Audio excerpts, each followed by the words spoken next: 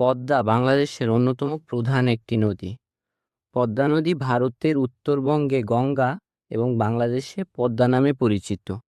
এর উৎপত্তিস্থল ভারতের গঙ্গোত্রী হিমবাহে।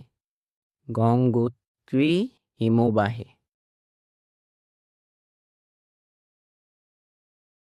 পদ্মা নদীর ভারতের কয়েকটি রাজ্য অতিক্রম করে রাজশাহী জেলা দিয়ে বাংলাদেশে প্রবেশ করেছে।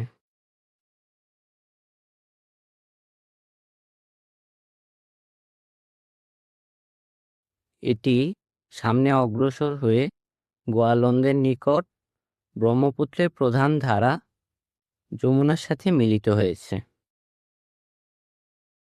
চাঁদপুরে এসে এ নদী মেঘনার সাথে মিলিত হয়েছে এবং একটি বিস্তীর্ণ মোহনার সৃষ্টি করেছে।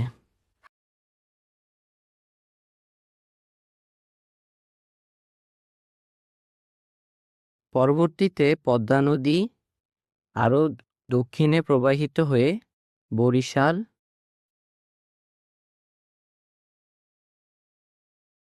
ও নোয়াখালী অতিক্রম করে বঙ্গোপসাগরে পতিত হয়েছে।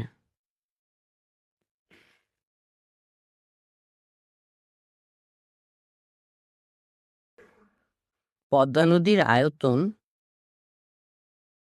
34,188 বর্গ কিলোমিটার। এর দৈর্ঘ্য 356 কিলোমিটার।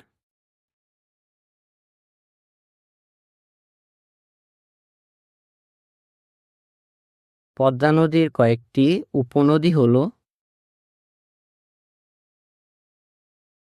ইছামতি, ভৈরব,